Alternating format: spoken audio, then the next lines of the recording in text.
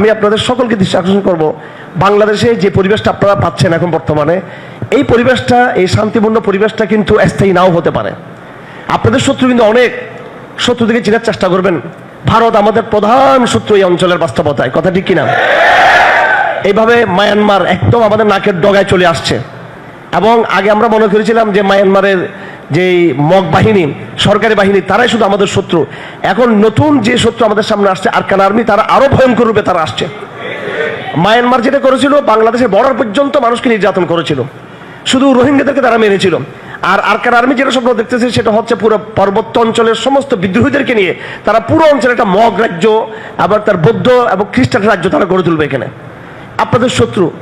এবং এইভাবে আমেরিকা তো আছেই অনেক দূরে, পুরো ইউরোপ যাদের সঙ্গে তাদের দপ্তর বসাচ্ছে, এগুলো আপনারা সকলে জানেন।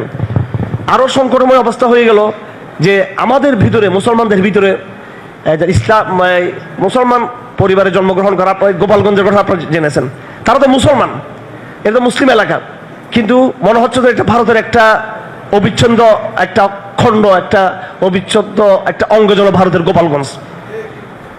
তো আমি চেয়েছিলাম যে সেনাবাহিনী না যাক, সেনাবাহিনী না গিয়ে আমরা কি গোপালগঞ্জকে একটু বাংলাদেশের সাথে একটু মিশিয়ে দিতে চাইছিলাম। আমি বাংলাদেশের সাথে মিশিয়ে দিতে চাইছি, কারো বাড়িঘর না, এটা বাংলাদেশের সাথে মিশিয়ে দেওয়া দরকার, এটা বাংলাদেশের সাথে, কারণ এটা ভারতের বিস্ফোরণ হয়ে গেছে এটা। কিন্তু এনসিপি এদের ইমান দুর্বল এদের। এখন তোমরা সাহায্য নিচ্ছে, এখন আর্মি সাহায্য নিয়ে ওখানে গেলা কি জন্য? তোমাদেরকে আমাদের বাংলাদেশের লাখ লাখ তৌহিদবাদী ভাইয়েরা কমিশন আমরা যথেষ্ট তোমাদেরকে সাহায্য করার জন্য, কিন্তু তোমরা এদেরকে গণবা না। তোমরা আমাদের এনসিপির ভাইয়েরা তৌহিদবাদী ভাইদেরকে পাত্তা দিবে না, আর ইমানদারদেরকে গণ্য করবে না এরা। ওরা আমাদের সাথে কথা বলতে চায় না, ওরা কথা বলতে চায় জাতিসংঘের সাথে, আমেরিকার সাথে, ভারতের সাথে গোপন আঘাত করতে চায়। এরা সামরিক বাহিনীর সাহায্য নেয়, ঠিক আছে, এই দেশে অবশ্যই আর্মিদের লাগবে, সেনাবাহিনীর একটা বড় ভূমিকা ছিল। আমি প্রত্যেকটা কথা খুব মেপে মেপে বলতেছি, খুব চিন্তা করে বলতেছি।